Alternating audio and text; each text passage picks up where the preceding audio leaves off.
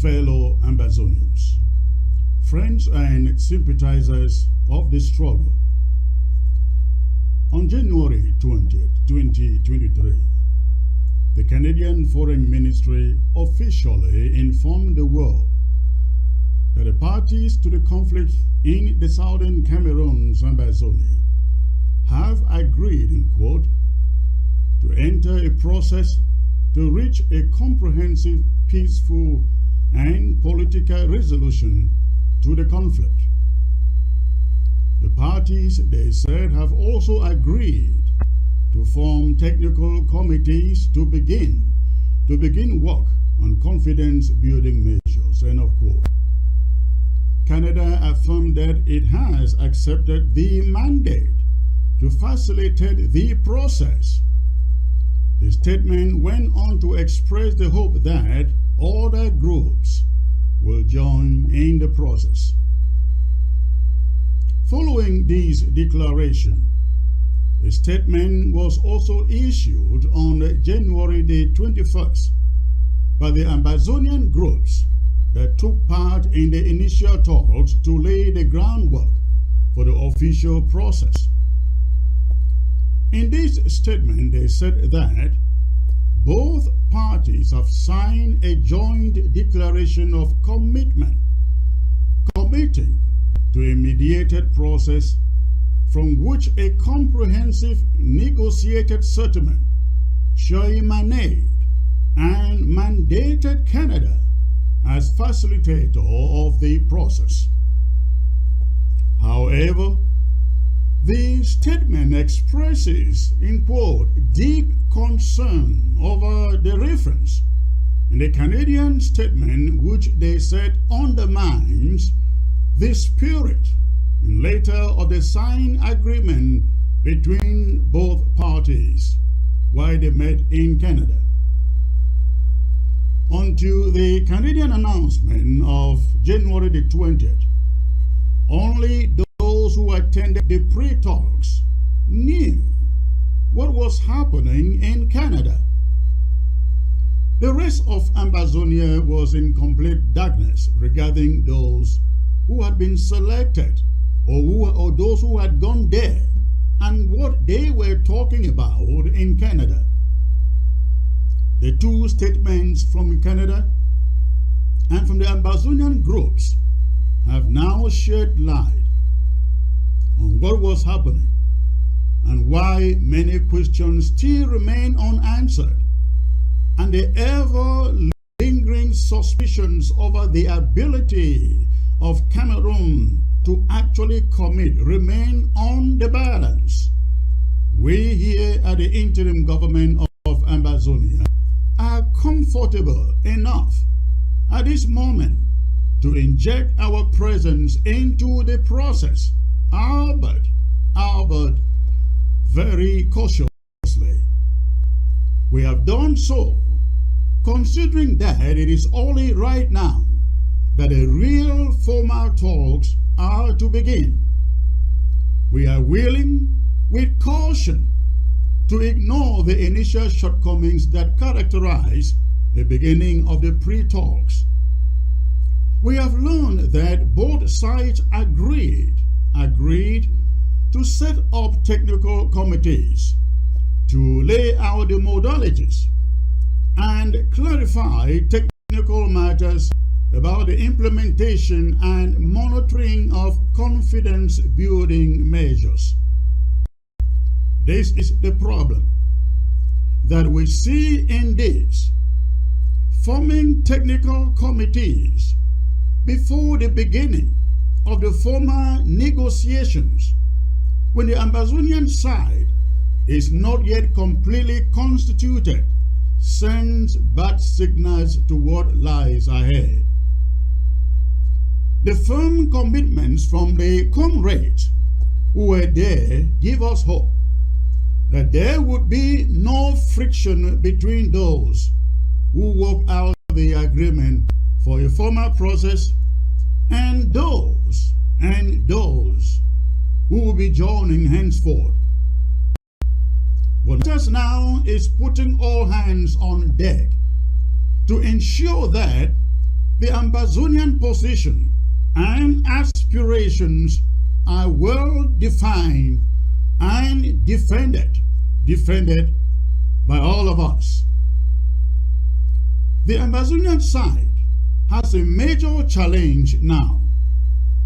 We will not build on the initial mistakes that characterize the beginning of the pre-talks, but strengthen things out and ensure that the Ambazonian side is exactly what Ambazonians want it to be.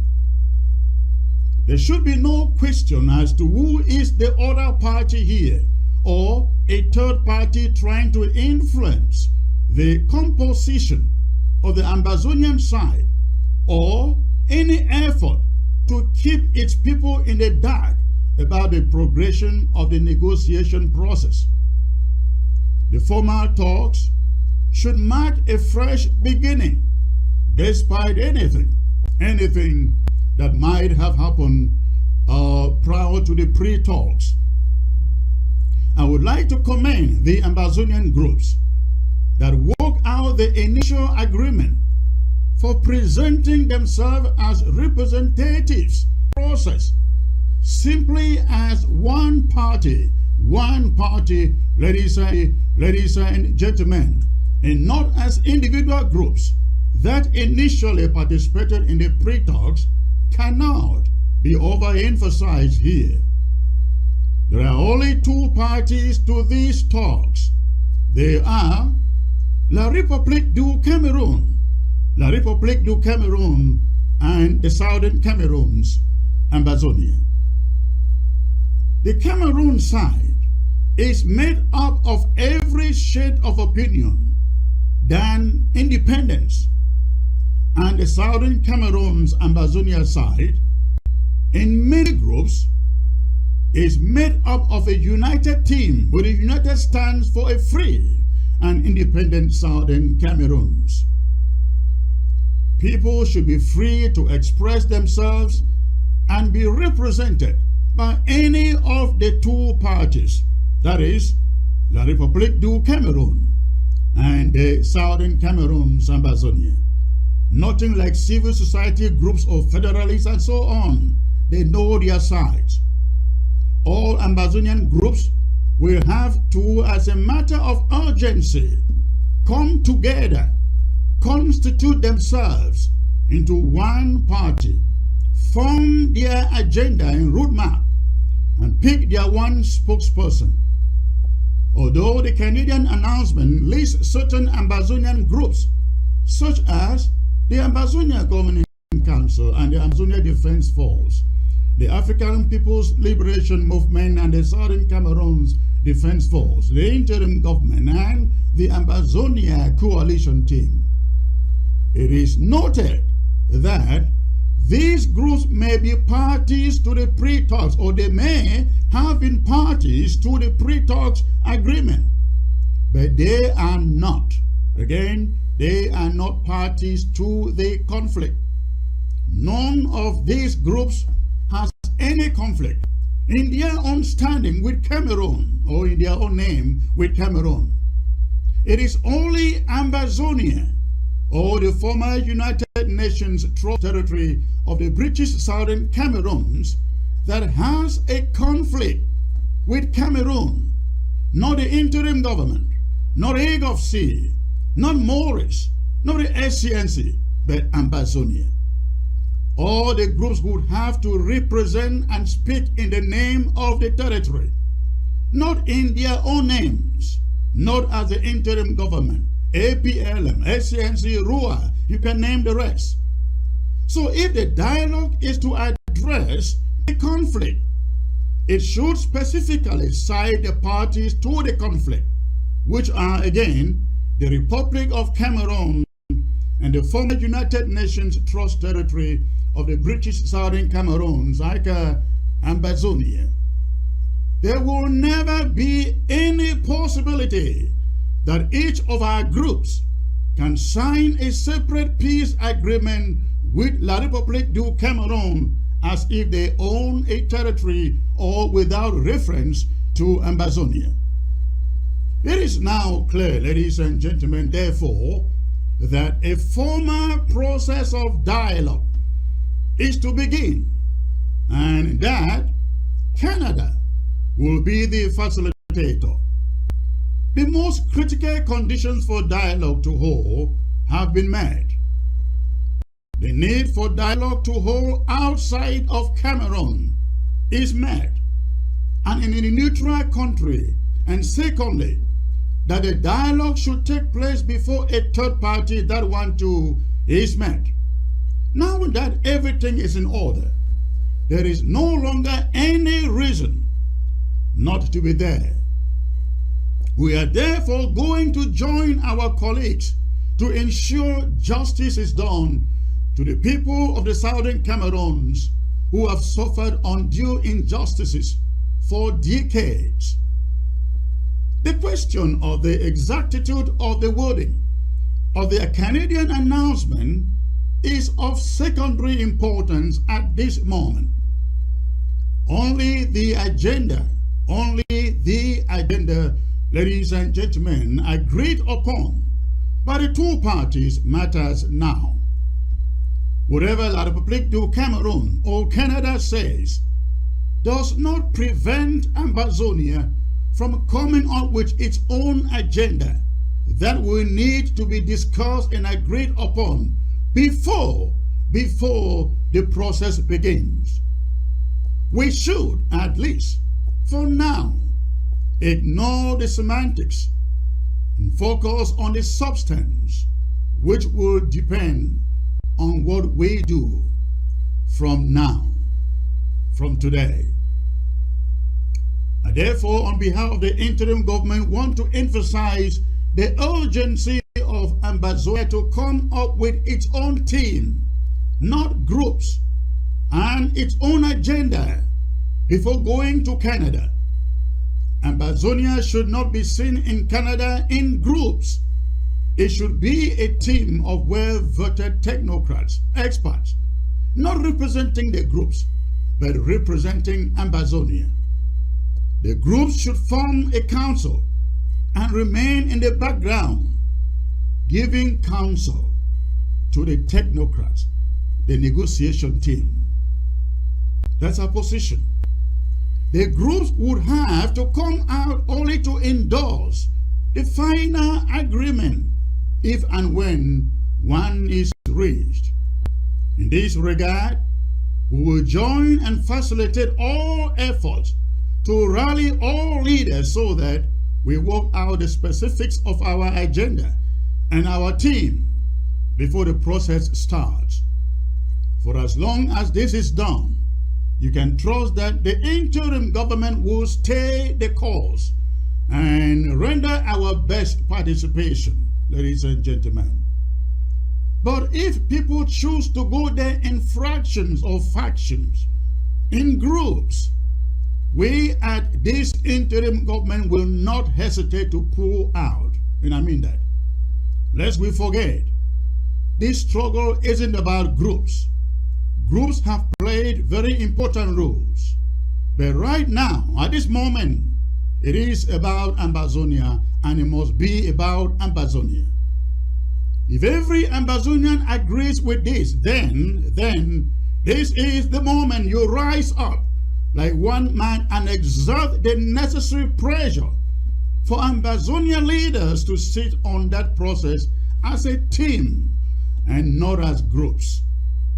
Let's put grandstanding in politics aside.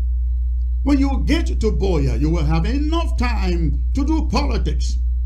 But for now, For now, let's unite and beat the hair out of the enemy and grab back our country.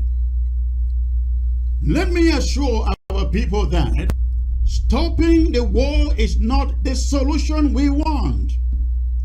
Stopping the war indeed is not in our plan, not until our goals are attained during the process.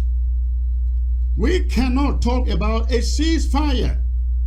We never opened fire. We did not declare war. It was declared on us.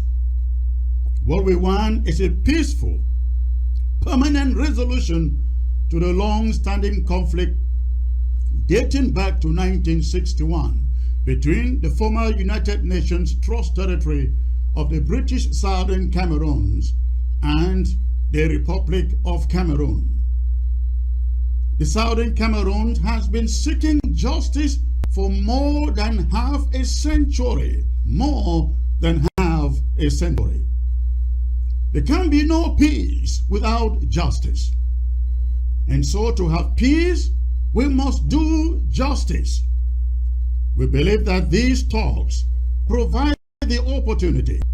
We have been looking forward to have justice done to the people, the struggling people of the Southern Cameroon-Ambazonia.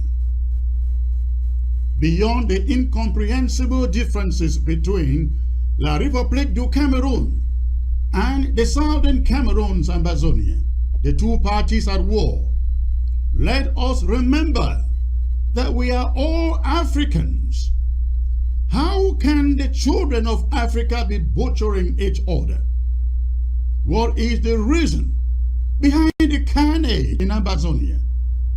Let us all look to the happy and prosperous future for these two peoples once they are liberated from the bondage of war and imposition. Ambazonia does not, again listen to the sound of my voice, Ambazonia does not and will never claim an inch of Cameroon territory or to take anything away from her. We seek only what is ours. Let there be justice to our people, and the sounds of the gun will be forgotten in memory.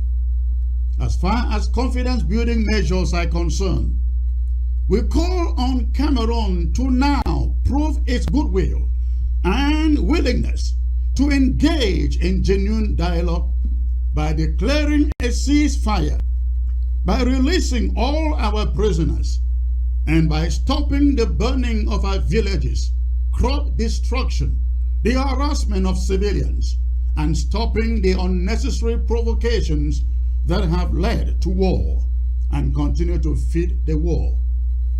If Cameroon declares a ceasefire today and releases all our prisoners, political prisoners, every Ambazonian in their gulags, that would be the end of the confrontation, because Ambazonian fighters do not go out to attack Cameroon soldiers unless their counties are attacked and their people tortured.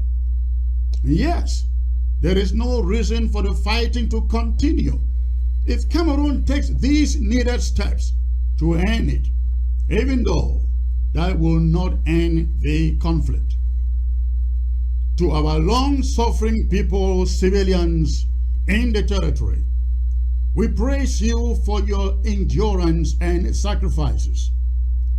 We must right now renew our determination and sacrifices to see a free and independent Ambazonia. Nothing in the world is equal to the freedom God Himself has given us. I call on all Ambazonians today to please, to commit this period and the process to prayers. I urge us all to increase our funding for the liberation effort, because nothing, zero, is yet won.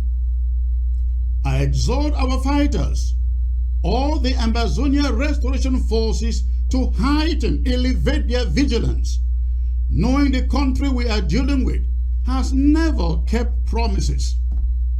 The Ambazonia fighters should know that the battle is just beginning. No one should go to sleep. Ambazonia will only be liberated on the strength of our unflinching determination to spare no effort until we can breathe the air of freedom in a free and independent Southern Cameroon-Ambazonia. Ghost towns will be intensified. We have since banned the celebration of 11 February and others. It stands. There is no better weapon we have at our disposal like firepower. Why we give Cameroon a chance with this Canadian process? We must elevate, we must intensify our fighting ability on the ground. We are not free, ladies and gentlemen, until we are free. I ask all of you Ambazonians and sympathizers to please, I'm begging you, join us. Join this interim government on Friday. Let's put our hands in our pocket. Put funds together to elevate firepower on the ground and stop their fraudulent 11 February celebrations in our territory. Imagine the kind of message we would have sent to Cameroon if we can put enough ammunition in the hands of Ambazonia restoration fighters to intensify ground zero action. Having said that, the interim government commends Cameroon for at least being willing to settle this matter on the table as it ought to have done from the very onset. Slaughtering Ambazonians is not the answer, will never be the answer to Cameroon's decades of occupation and oppression. We urge the international community to midwife this process patiently until it bears fruit. The international community cannot continue to act like harlots in this case. Yesterday it was the Swiss initiative and they all told us they were all in. Now it is Canada and we are also hearing that they will be hopping in to endorse it. When Cameroon pulled out of the Swiss initiative, where was the international community? Not a single statement of condemnation came in from any one of them. We hope that when Cameroon, considering that keeping to promises has never been in our character, pulls out of Canada, that the international community will once and for all exercise the powers it has with drastic sanctions that compel Cameroon to respect engagements, international engagements. We thank the Canadian government and all international actors who have been supporting us, supporting the Ambazonian people for their untiring efforts to free our homeland. We know what we are fighting for, ladies and gentlemen. We know what our fighters have been killed for. We know what our towns and villages have been burned for. We know what our people have been incarcerated for all these years. We know why thousands of our people are in refugee centers across West Africa and the rest of the world. A free and independent Southern Cameroon-Ambazonia. Let the process begin. Long live the Federal Republic of Ambazonia. Short live the war.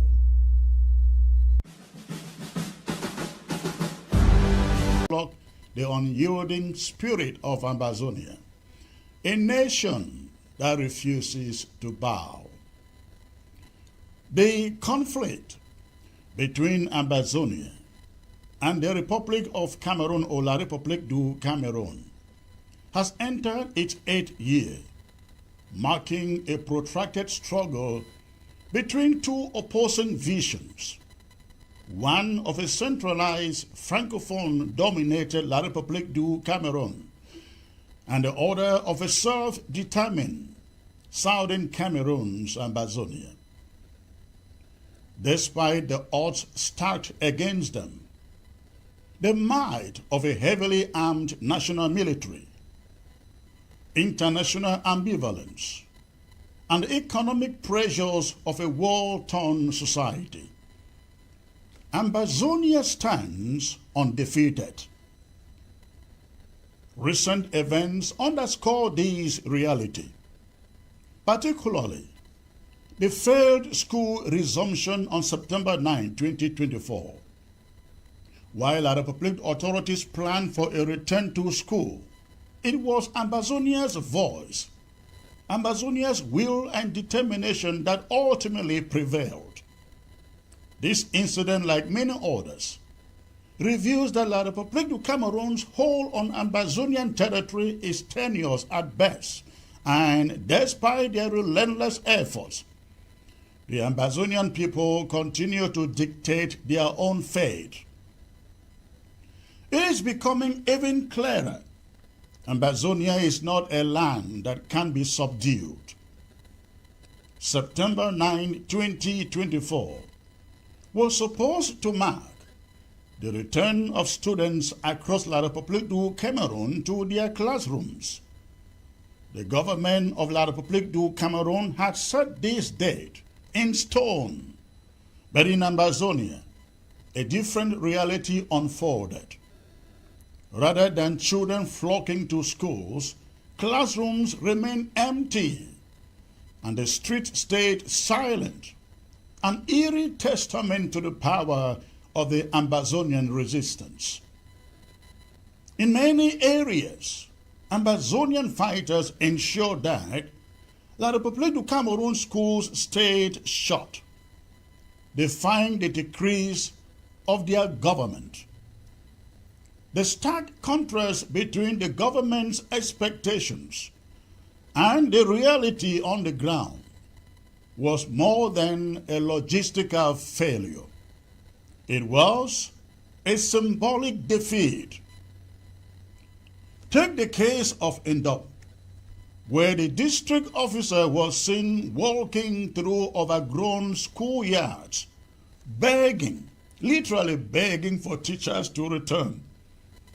Even the principal of the school was nowhere to be found. He was absent. This desperate plea for normalcy was met with a resounding silence as educators and students alike heeded the call of the Ambazonian leadership rather than the government of La République du Cameroon in Yaoundé. In Menchum, another district officer stationed in the town of Isimbi was left to deal with a different yet equally humiliating blow. When he discovered a community school set up by the locals, he ordered its closure, frustrated that the only schools allowed to operate were under the directives of the Ambazonian authorities. His orders, however, felt like a mere echo in the wind, ineffective and out of place in a territory that no longer sees itself as part of Cameroon. Even in Boya, a key city in the conflict and the former seat of Ambazonian activism and power, Ayaba-The, the governor, expressed his frustration as Ambazonian fighters paralyzed every form of activity, including schools. In his desperation, Ayaba turned to local chiefs and elite, urging them to intervene and stop the fighters. Yet, despite his authority, these local leaders found themselves powerless against a movement that has deep roots in the community and speaks to the hearts of the people. The resounding failure to reopen schools as planned on September 9 by La République du Cameroon is not just a logistical defeat for them, It is a clear indication that the government is losing the battle for the hearts and minds of Ambazonia's people. The failure of school resumption coincides with the successful 3-week lockdown imposed by the Ambazonian leadership. This lockdown, executed with precision and discipline, is yet another reminder to the world that Cameroon has lost its authority in the Southern Cameroon-Ambazonia. No matter how many soldiers Yaoundé deploys, no matter how many decrees are issued from the presidential palace in a 2-day, the reality on the ground is different. It is Ambazonia's will that dictates the pace of life, not La République du Cameroon's. In previous years, there were moments where La République du Cameroon seemed to believe it could reassert its control over Ambazonia. There were sporadic successes in reopening schools or holding government functions in certain towns and most of the remote areas. Yet, each time La République du Cameroon government claimed victory, Ambazonia countered with a powerful show of resistance.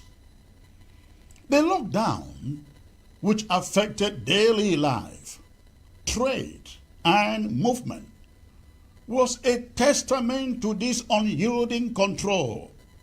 It wasn't just a declaration of defiance. It was proof that Ambazonia is functioning as a sovereign entity, one capable of exercising jurisdiction over its people. The Ambazonian conflict has drained La République du Cameroon economically and socially, slowly but surely squeezing the life out of the state apparatus. The war, now longer than the Nigerian-Biafran conflict, and both were wars, has left the government of La République du Cameroon with a staggering debt crisis, deteriorating infrastructure, and an overextended military that struggles to maintain basic control. La République du Cameroon's national debt has skyrocketed as it tries to sustain military operations in Ambazonia. Reports of the Cameroonian government struggling to pay civil servants and meet obligations to its own people are becoming increasingly common. Civil servants, already stretched thin, are owed months of unpaid salaries, leading to discontent and whispers of internal unrest.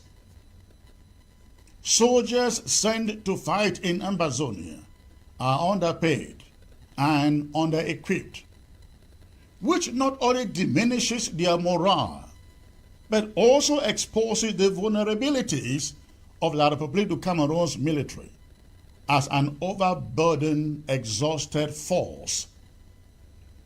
The decaying infrastructure in La République du Cameroon is further evidence of the government's inability to manage both the war and the needs of its people. Roads, hospitals, schools, and other essential services are falling apart, with most resources being funneled into the war effort. The war has left its footprint on every corner of Cameroonian society, and the economic toll is staggering.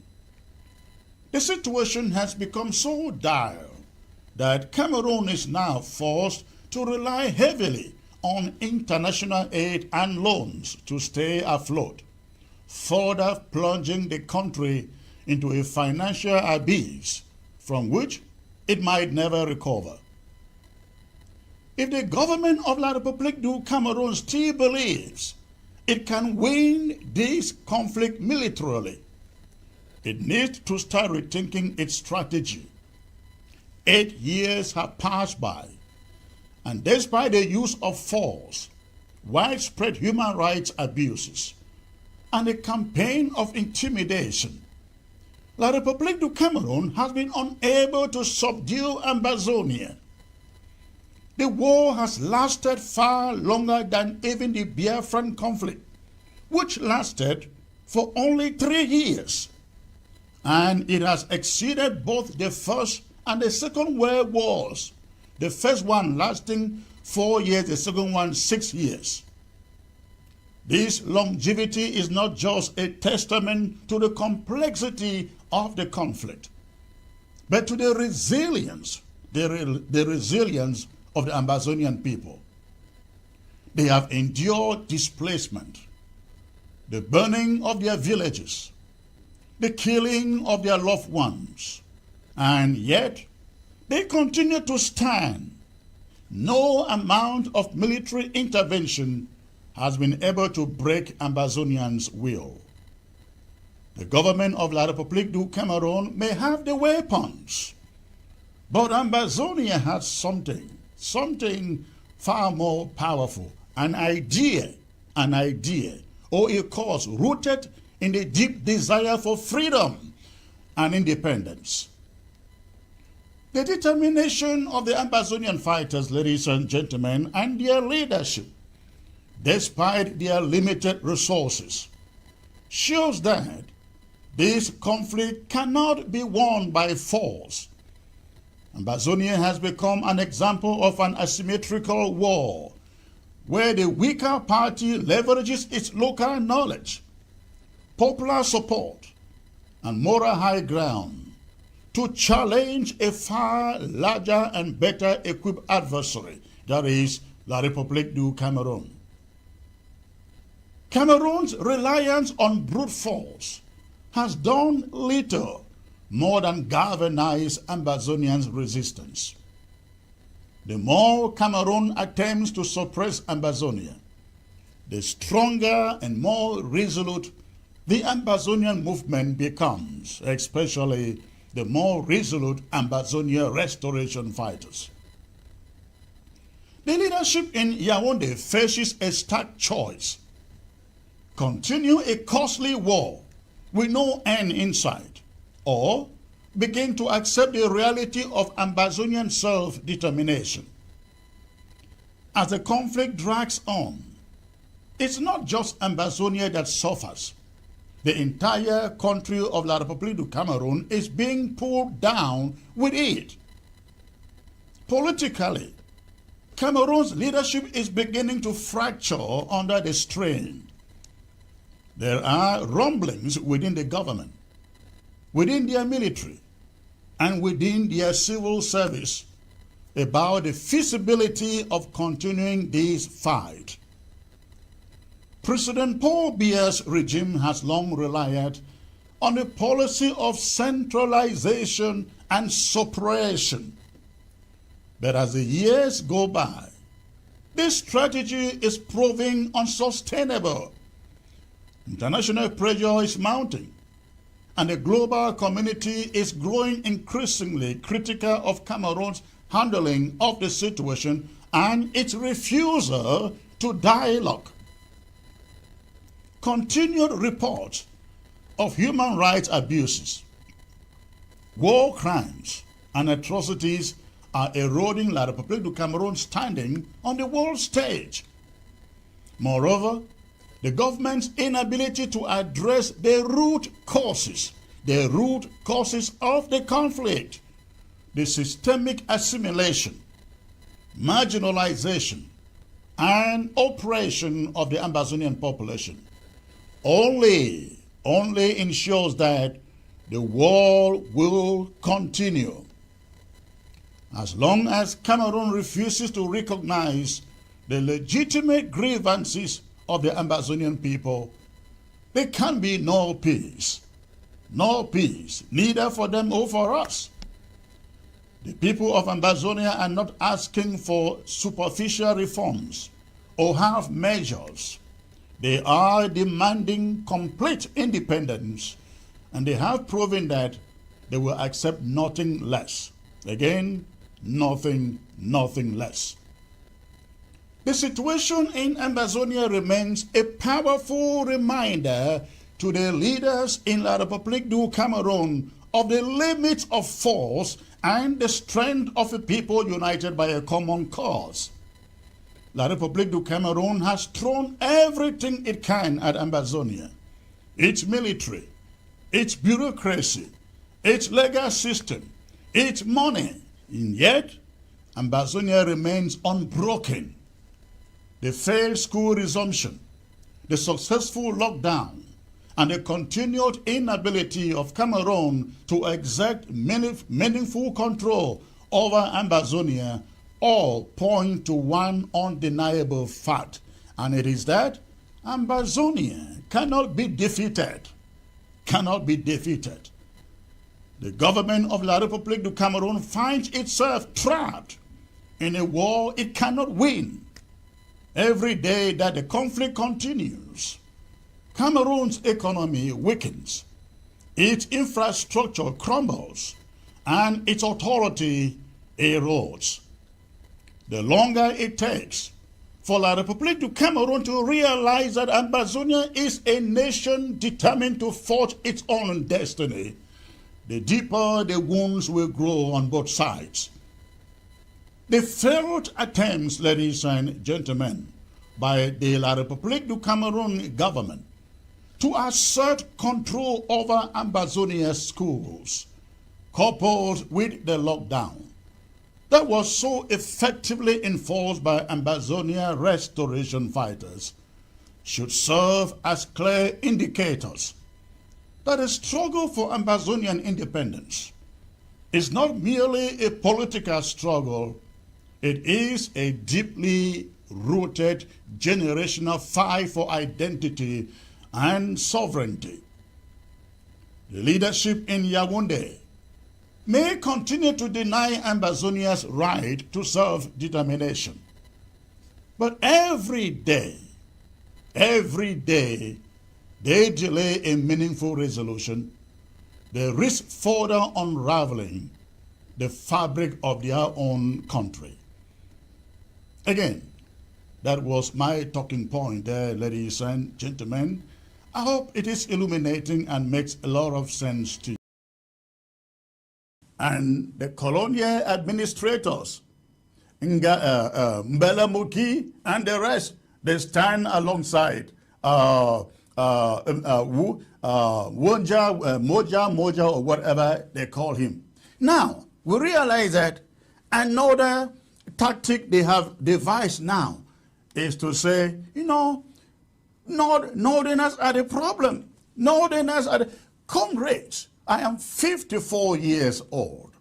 Since I was a teenager, I started hearing about Northwest against Southwest, Southwest against Northwest. You know, at a point in time, you will see the elite of the Northwest will gang together, the Nkwines, the Achidiachus, the what is that guy, former prime minister? You know, they all gang up and make some resolutions and drop them out there, and before you know, the colonial elite in Yaoundé will pick it over and try to use it to divide Amba, to divide the southern zone and the northern zone. Then once in a while too, they pick buffoons like Mbella Moki and Moja, the Portasons, and so on. They use them to come together and make incendiary statements, xenophobic statements like the ones we hear from Mbella Moki and Moja. So they always try to pit Northerners against Southerners, Southerners against Northerners. This has been from time immemorial. It is not something we are hearing today, and that is why we don't need to care about that, because it's an old tactic we have known for years. We've known them for years. They come, they die and go, and the new generation come, and the same tactic continues. When they cannot beat us at a battlefield, they devise psychological warfare. And the psychological warfare is, you know, all your problems in the Southwest are caused by Northerners. All your problems in the northern zone are caused by Southerners who own everything, who claim they own everything. You in the northern zone, you don't own anything. But you in the southern zone, if you are not careful, the northern zone with their population, they dominate you. Even if you get in this country called Ambazonia, remember, don't forget, the population of the northerners will overweigh you in the southern zone. That is the message you hear from La République du Cameroon. We should open our eyes and know, ladies and gentlemen, it is not starting today. They use it to divide the Fonchas, the Munas, the Indales, the Kangsens, and so on and so forth from time immemorial. This is not something we pay attention to it. Ignore it. They just want to use it to knock our heads. Knock our heads. But unfortunately, there are people among us who will hear these things and say, I think this thing makes a little sense. Makes sense. I think it makes sense. There are people among us who will say so. But we know them. Please, let us be focused. Let us be focused. Raise our focus. Let nothing distract us. Let them devise any method of running away with victory. Let us detect it as a rider. Let's detect it as a rider. So let us forget about the Mbella Mokis and their divide and conquer tactic out there. And here you go. In the midst of the ongoing conflict in Ambazonia, the statement issued by Maurice Kamto, La République du Cameroon's opposition leader, to what he describes as his sisters and brothers in the Northwest, in Southwest on April 18 has sparked a flurry of skepticism and doubt among the Ambazonian population. If anything at all, Ambazonians find Kamto's words to be lacking in sincerity and genuine commitment to the enduring solution, to the conflict. As the leader of the opposition in La République du Cameroon, Maurice Kamto's words carry weight and influence. Hope he knows this. However, his message to the people of Ambazonia, which he prefers to recall or refer to as, as designated as Northwest and Southwest, was met with suspicion and disbelief. Kamto's assertion of the indivisibility of Cameroon and his emphasis on resolving the conflict through dialogue and a federal state does not sit well with Ambazonians.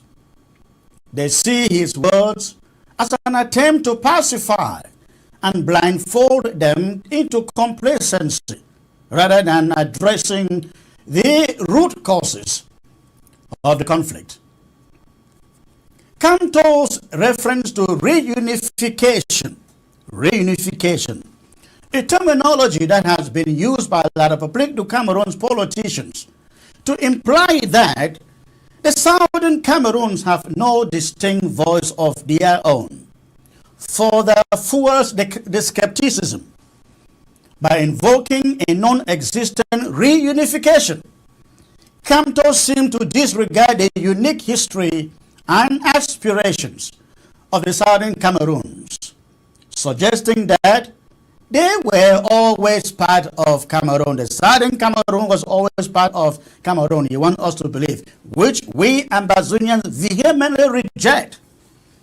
The key questions raised by Ambazonians in response to Kamto's statement highlight their concerns, our concerns about his true intentions and commitment to a genuine solution to the conflict.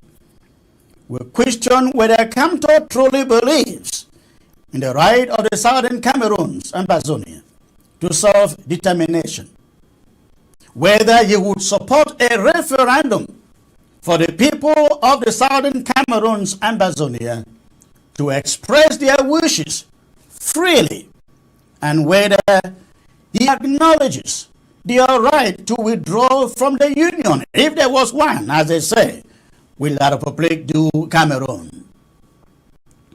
Ambazonians want any dialogue to involve only two parties, la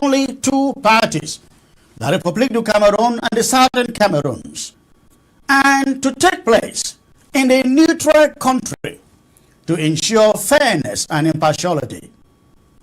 A union can only be based on the freely expressed wishes of both parties, rather than a forced or imposed unity that disregards the aspirations of the Southern Cameroons. Our skepticism towards Maurice Kamto's intentions, ladies and gentlemen, and commitment to a just solution to the conflict stems from a long history of broken promises and unfulfilled commitments by political leaders in the République du Cameroon. Ambazonians have witnessed a lack of genuine progress towards resolving the conflict and addressing their grievances, leading them to questioning the motives of any political figure who claims to stand for justice and for peace. In the eyes of Ambazonians, actions speak louder than words. We demand concrete actions and genuine efforts towards recognizing our rights and addressing the root causes of the conflict, rather than empty promises and vague assurances. Until Maurice Kamto and other political leaders demonstrate a true commitment to the aspirations of the Ambazonian people, their words would continue to fall on deaf ears and be met with skepticism and doubt. The skepticism and doubt surrounding Maurice Kamto's intentions in addressing the Northwest and Southwest conflict, as he puts it, deepen as more questions arise regarding his true commitment to the cause of the Southern Cameroons. The call for a United Nations supervised referendum exclusively for the people of the Southern Cameroons to express their wishes freely has been a crucial demand put forth by Ambazonians. They believe that only through such a democratic process can their voices be heard and their aspirations for autonomy and independence be respected. Kamto's reluctance to openly support such a referendum raises suspicions among Ambazonians, who view his stance as evasive and insincere.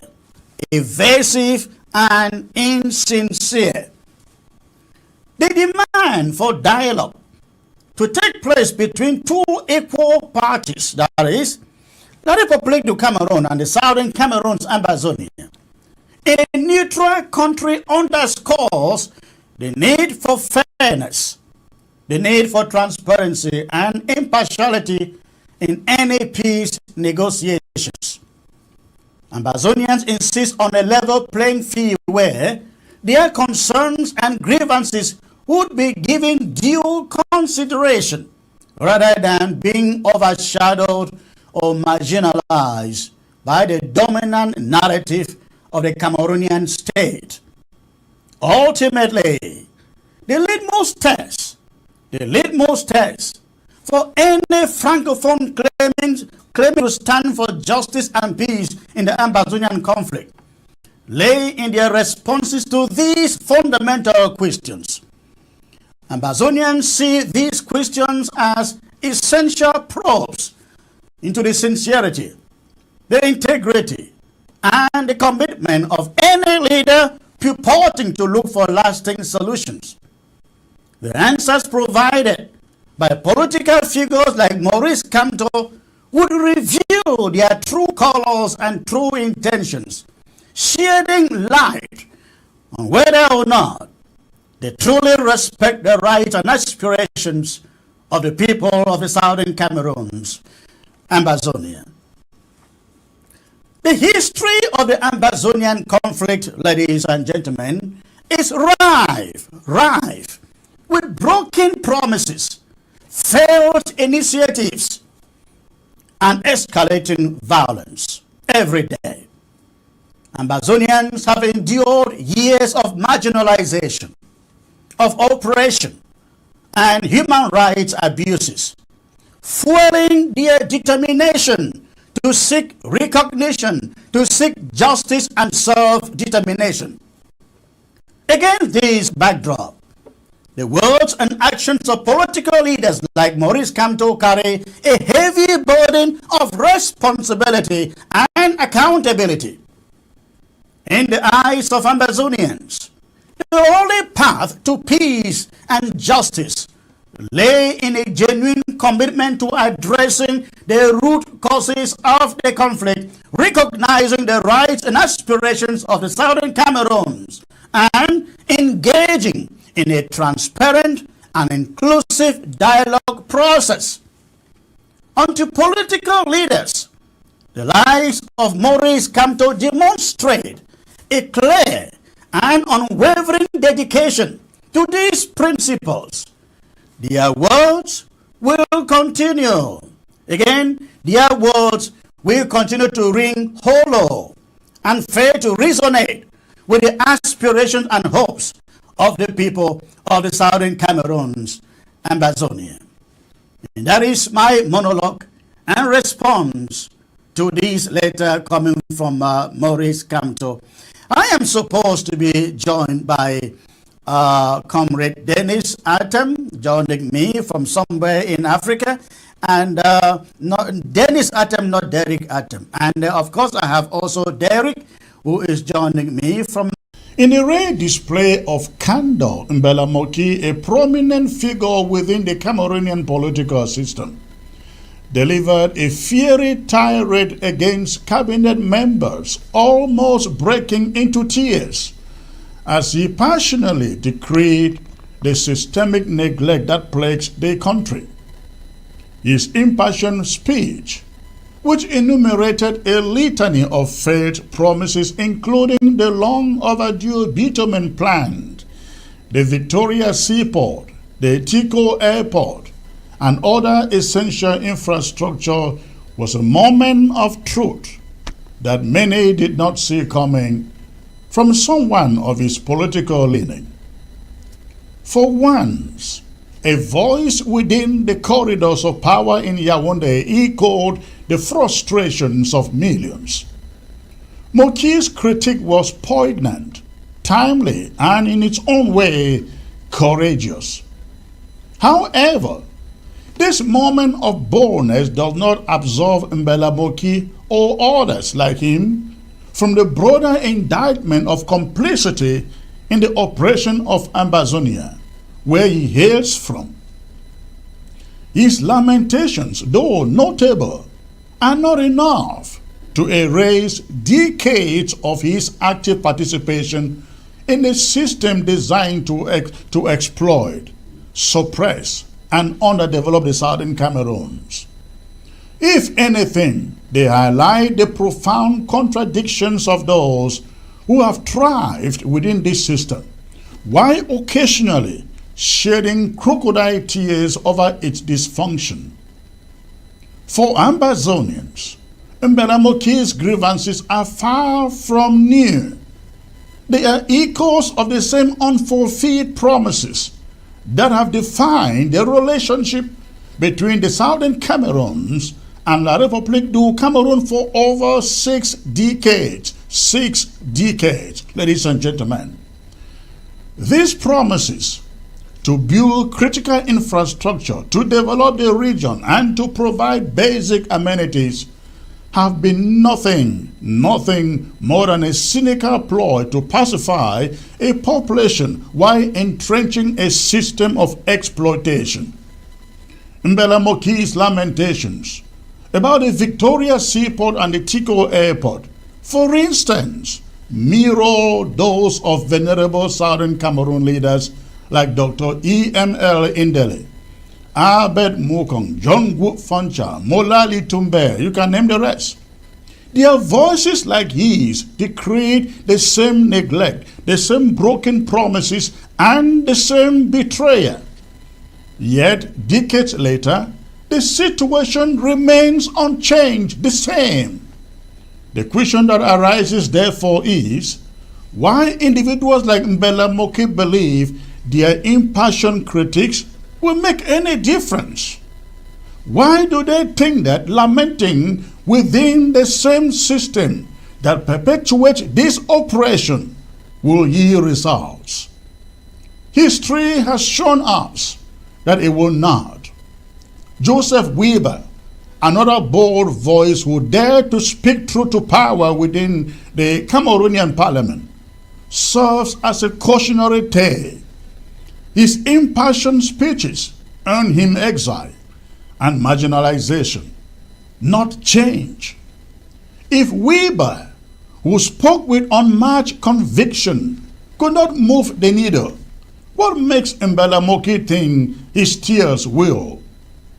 The answer lies not in their words, but in their actions or lack thereof. The reality is that individuals like Mbella Moki are products and beneficiaries of the very system they criticize.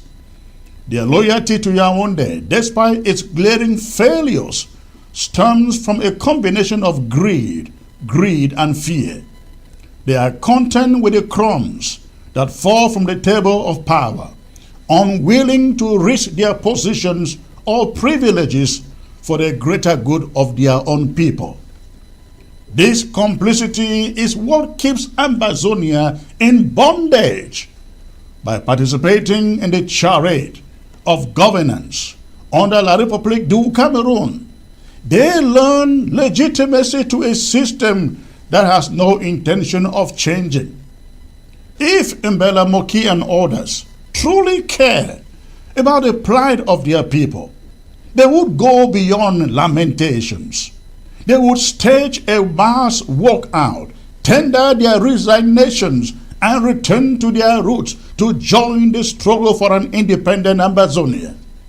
Such an act of defiance would send a powerful message to both the regime in Yaoundé and the international community that the Southern Cameroon-Ambazonia will no longer tolerate its subjugation.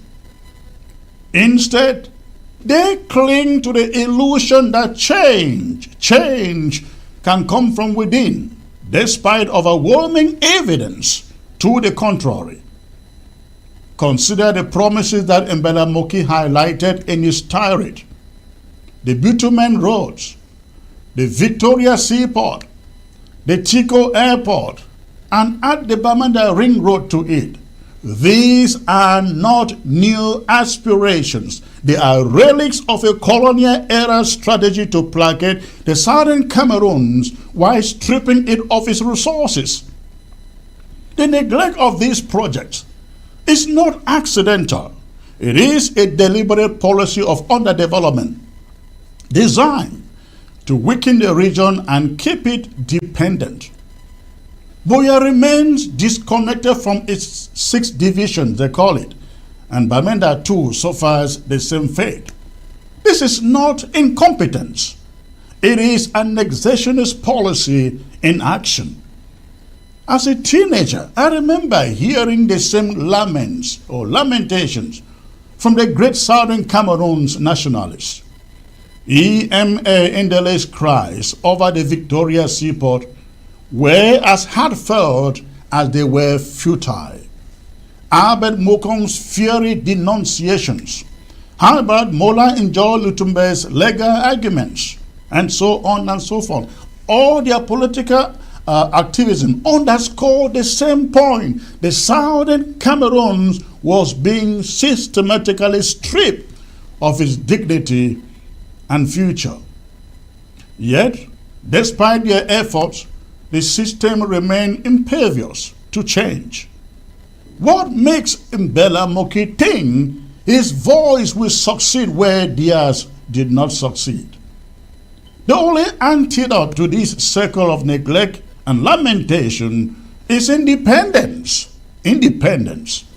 An independent Ambazonia would have the power and agency to chart its own course, to build its own roads, build its own ports and airports, and to develop its own economy. It would no longer have to beg for crumbs from Yaoundé's table. But for this vision to become a reality, Ambazonians must reject the false promises of integration and stand firm in their demand for self-determination. Mbella Moki's tirade and lamentation, while commendable, is ultimately hollow, empty, without action. It is not enough to criticize the system. One must also reject it. If Moki were truly committed to the well-being of his own people, he would abandon his position within La République du Cameroon political machinery and join the struggle for a free and independent Southern Cameroon. Until he does, his words will remain just that, empty words. For those of us who have witnessed decades of unfulfilled promises, the time for lamentation has long passed. 8 years ago, we must applaud when someone like Mbella Moki speaks out, but we must also hold them accountable for their role in perpetuating this status quo. Words alone will not bring change.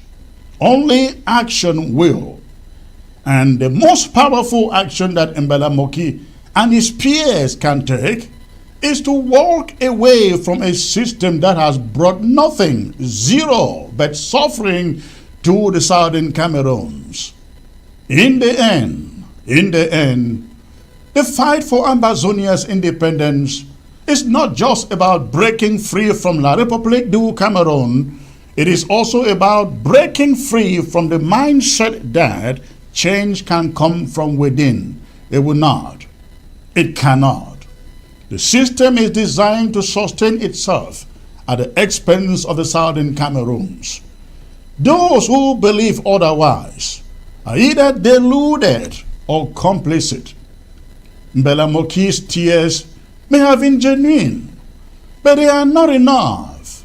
The only path to justice, dignity, and development for Ambazonia lies in independence. Anything less is a betrayer of our history and our future. Let me tell you something. I've heard some people said to me in the past, Secretary Chris, I think if they give us federation, let's take it. That's what some people told me. They said, Secretary Chris, I think, should they give us federation? Or we should go there, negotiate for federation. So that if they give us federation, if they agree for federation, we can then take it, and then in another 5 years, we'll build up our army and cut off from them.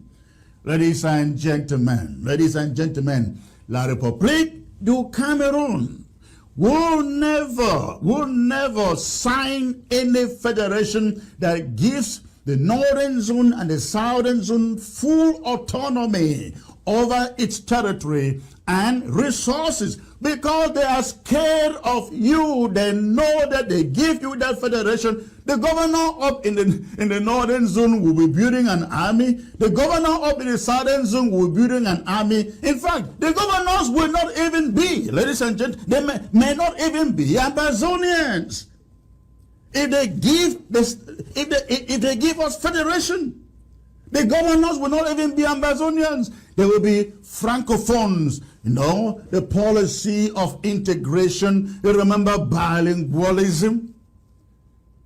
They will never give us indigenous, nationalist Ambazonians to be governors in the northern, governor in the northern zone, governor in the southern zone, because they will be scared of them, that they will cut the country and run away from. So some people were saying to me, Secretary Chris, I think if they agree on federation, we should take it, and then with time, we'll cut off. It will never happen, because They will never allow an Ambazonian to be governors in both zones. They will never allow it to be. It will never happen. That is why we must fight and die for nothing but a free and independent Southern Cameroons. Now or never. Now or never, ladies and gentlemen. Don't fall for that shit they call federation. Federation, our people have not been dying for all these years, 5 years and counting, just for federation.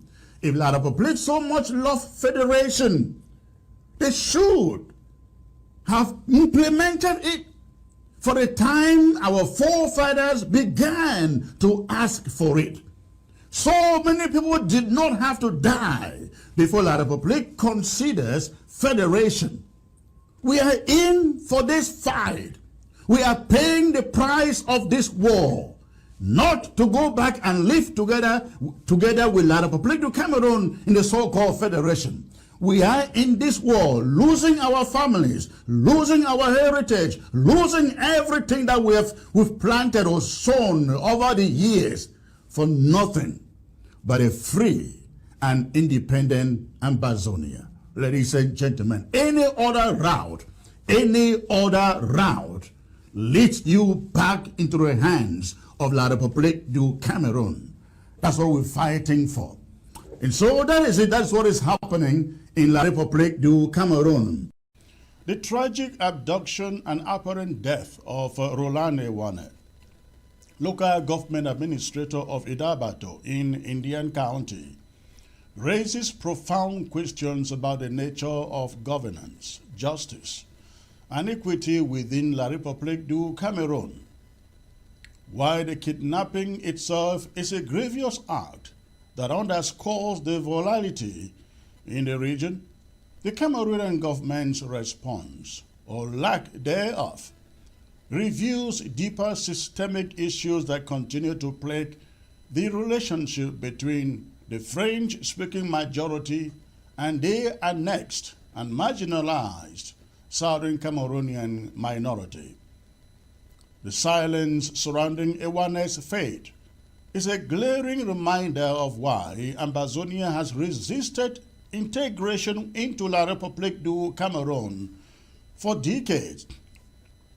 The anguish of Ewane's wife, desperately seeking answers about her husband's fate, paints a stark picture of the Cameroonian state's apathy. Despite social media circulating images that purportedly depict Ewane as lifeless, officials from Governor Bernard Okalia to the Prime Minister Joseph Dion Ngute have offered little more than platitudes. Ewane's wife has been told repeatedly to pray harder, an insulting passive response from those entrusted with the responsibility to act. The family's frustration is mirrored by growing public discontent, as political parties like Maurice Kamto's Cameroon Renaissance Movement, CRM, call out the government for its dereliction of duty. Kamto's press release castigates the administration for its silence and highlights the bravery of civil servants like Ewane, who work under perilous conditions. Yet, even Kamto stops short of addressing the elephant in the room. Ewane's plight has been ignored because he is Ambazonian. The stark disparity in governmental responses between Francophone and Southern Cameroonian victims is undeniable. Ewane's case is not an isolated incident, but part of a long history of systemic neglect. When prominent Francophone figures have been abducted or attacked, the government of La Republique du Cameroon has mobilized significant resources, sometimes even negotiating with groups it popularly deems terrorists. For instance, when Boko Haram abducted relatives of a Cameroonian minister, reports indicate that La République du Cameroon paid a ransom to secure their release.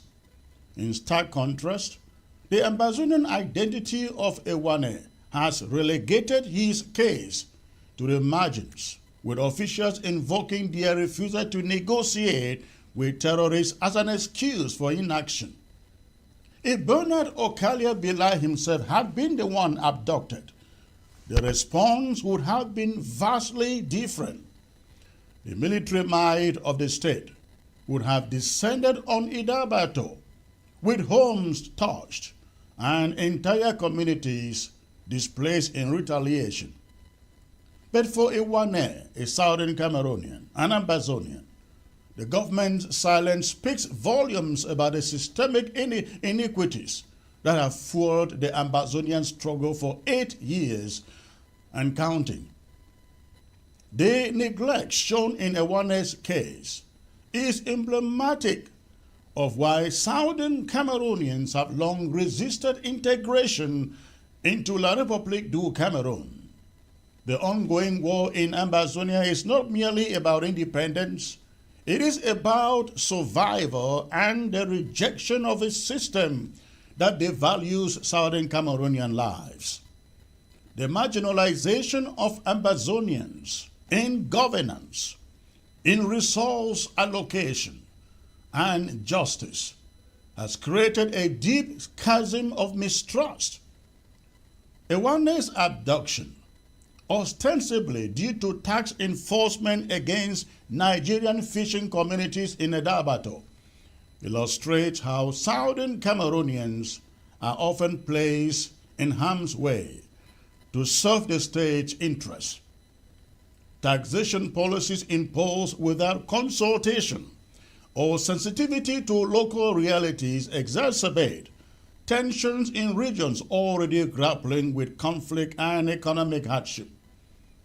The state's failure to protect its own representative from the backlash of these policies further. It is imperative, ladies and gentlemen, that we continually reassess the trajectory of our struggle, ensuring we remain steadfast in our pursuit of total independence and sovereignty. The ongoing liberation war is not a call for compromise or assimilation, but a clarion demand for the restoration of our dignity, our freedom and nationhood. Against this backdrop, the emergence of the APJ, Alliance for Peace and Justice, and their collaboration with the International Community's Organization, ICO, raises significant concerns that merit thorough examination. The APJ, in conjunction with the ICO, presents itself as a mediator of peace and justice. However, a close analysis of their peace plan reveals a glaring omission: the independence of Ambazonia. Instead, the APJ advocates for autonomy within the framework of a united Cameroon. This is not the vision for which thousands of Ambazonians have laid down their lives. Their approach seems designed to recycle the idea of the special status offered during Cameroon's so-called Grand National Dialogue. This so-called status was a deceptive ploy to appease international scrutiny while maintaining the subjugation of the Southern Cameroon's Ambazonia. Similarly, the APJ's plan centers on a ceasefire and dialogue with only face value ambiguous mention of the root causes of the conflict. Autonomy, as proposed by the APJ, is a baited trap in my opinion. Proponents argue that autonomy followed by a referendum could eventually allow Ambazonians to decide their future. However, history provides ample evidence that such processes are fraught with manipulation and delays. By the time a referendum question surfaces, if it ever does, La République would have already dismantled the very foundation of Ambazonia's resistance. A ceasefire under such terms is not a step forward towards freedom. It is a prelude to disarmament and demobilization.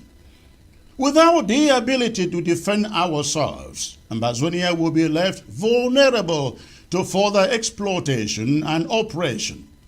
It is akin to surrendering the sword while trusting the oppressor to honor promises of peace.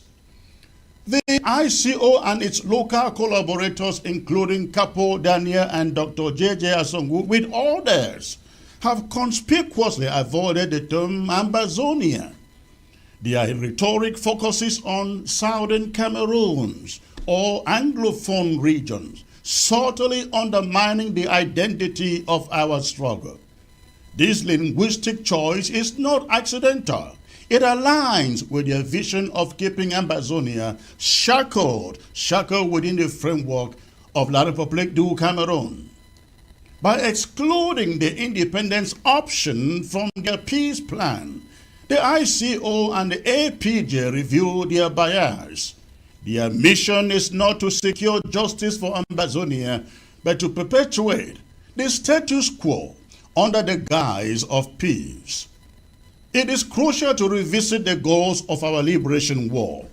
Ambazonians have never fought for half measures or ambiguous autonomy.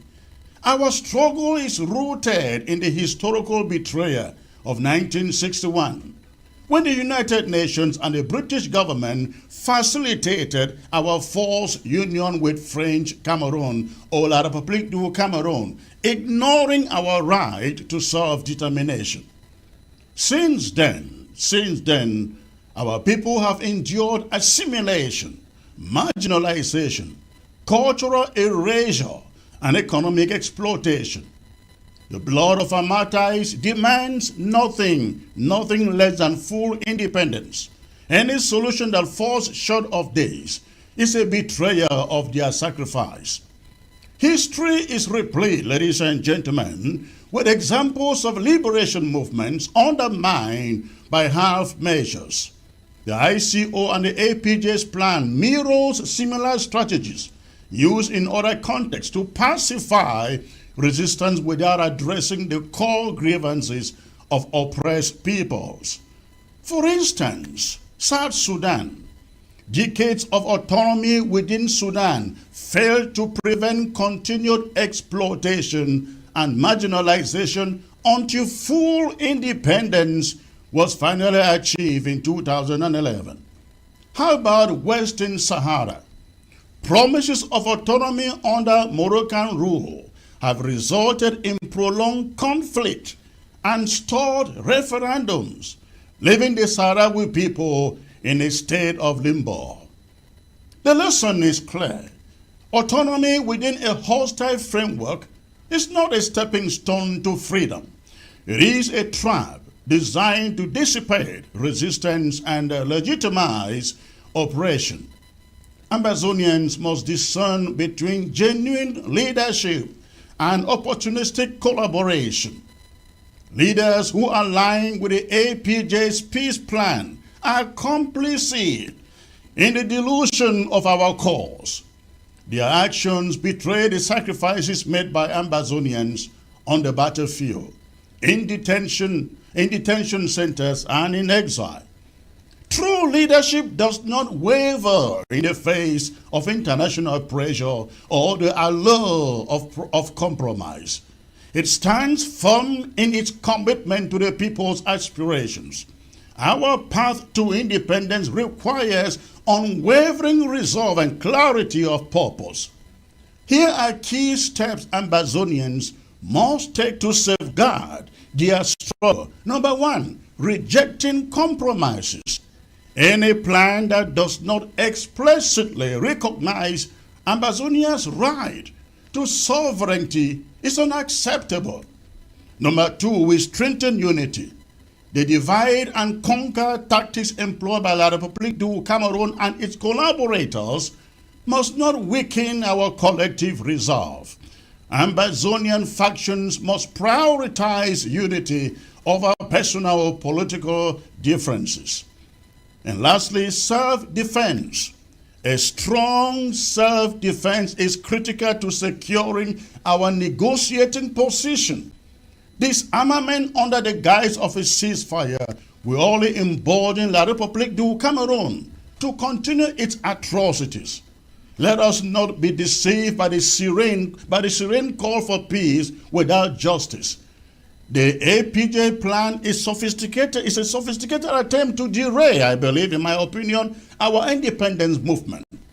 Their narrative may sound appealing to those weary of war, but it offers no real solution to our plight. Instead, it seeks to entrench the very structures of operation we are fighting to dismantle.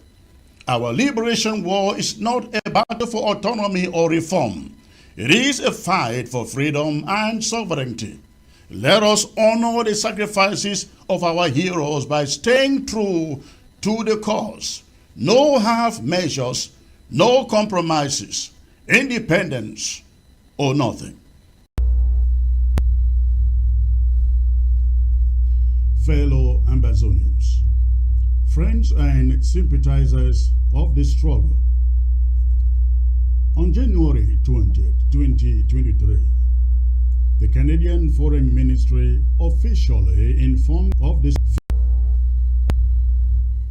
Permit me to state that the arrest of Cho Ayaba by Norway, coupled with charges of international crimes, reveals an alarming level of hypocrisy and selective justice that should deeply disturb anyone committed to the principles of fairness and equality.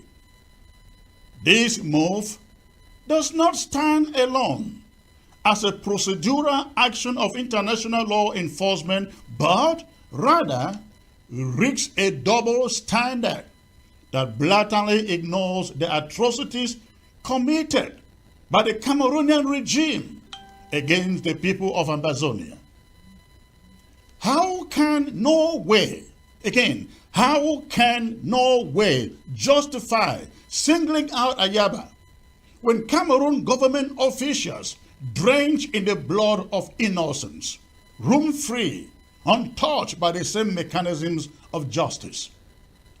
This is a travesty of the highest order. Cameroonian officials have committed crimes so heinous, so glaring, that any serious commitment to international justice would necessitate their immediate indictment, their immediate arrest.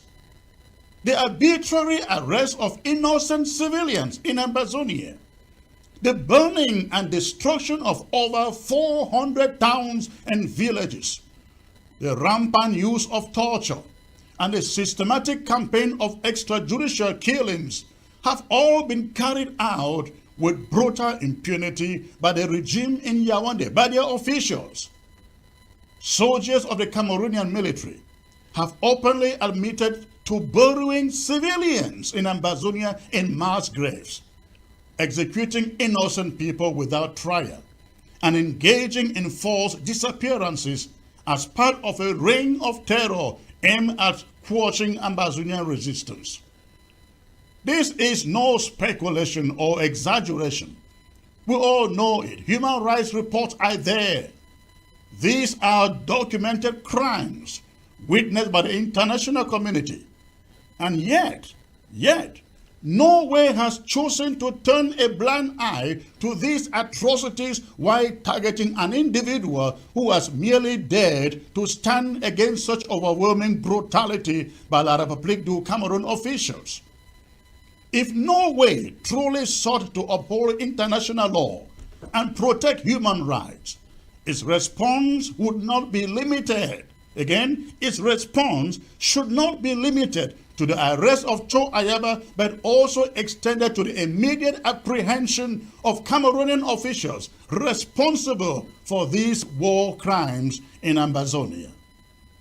How can any rational observer fail to see the glaring injustice in this situation? Is Norway so politically compromised, so concerned with maintaining diplomatic ties with La République du Cameroon, that it has chosen to overlook the mass killings, the burnings of villages, and the systematic oppression faced by the people of Ambazonia? Have they? To claim to be neutral or law-abiding while allowing such crimes to go unanswered, unpunished, is to be complicit in the very violence it claims to oppose. The message Norway has sent is clear. Fight your freedom and you will be prosecuted. Oppress, murder, and destroy, and you will face no consequences. Where is the justice in this? Where is the even-handedness?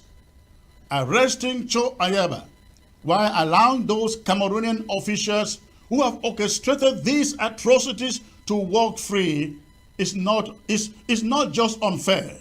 It is a moral disgrace on the part of Norway.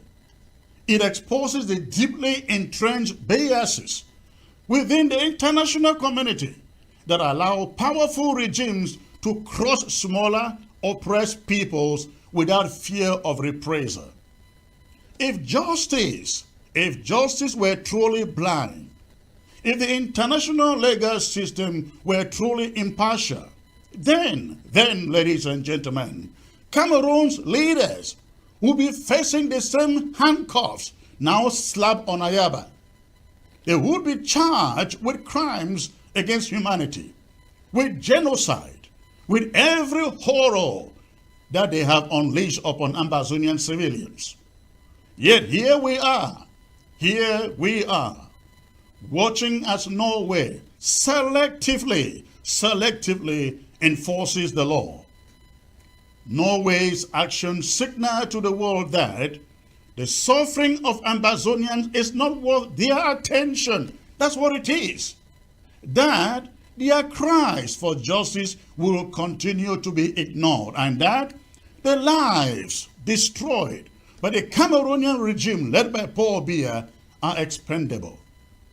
This is a shameful chapter in the history of international law, one that casts a long shadow over the credibility of those institutions that claim to champion human rights. Until the world holds the real perpetrators of these atrocities, of these war crimes in Cameroon, accountable, until Norway, the Kingdom of Norway, and others like it, cease their cowardly appeasement of oppressive regimes, there will be no justice, only the continuation of a cruel and selective system where the oppressed are criminalized and the oppressors walk free.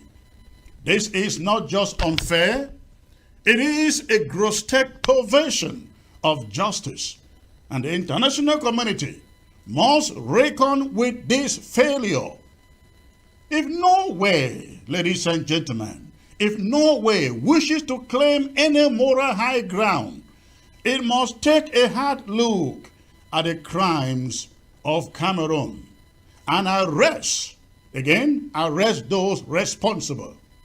Anything less is a betrayal of justice itself. For joining the broadcast. Again, I will be coming to you tonight with the subject of La République du Cameroon's presidential elections that are being encroached into the territory of Ambazonia. We're also gathering that Elecam Cameroon, that is, they call it Elections Cameroon.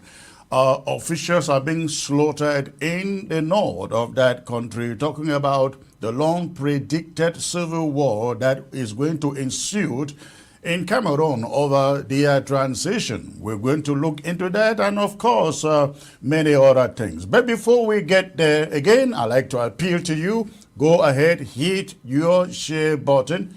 Hit your share button and let us populate the platform. Of course, I will also be talking about the action, the decision that we have taken here at this interim government from at the executive level to deal with the ADF.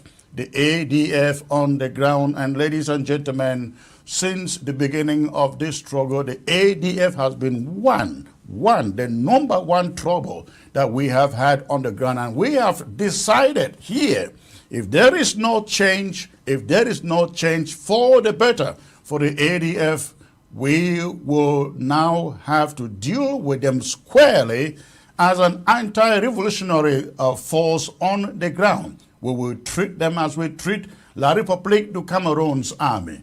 I will come. Fellow Ambazonians, friends and sympathizers of the struggle,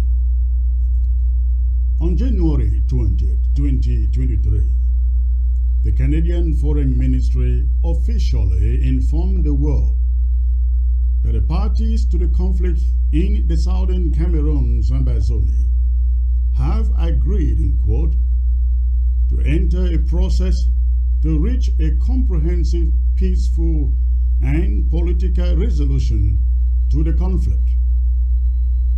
The parties, they said, have also agreed to form technical committees to begin work on confidence-building measures, end of quote. Canada affirmed that it has accepted the mandate to facilitate the process. The statement went on to express the hope that other groups will join in the process.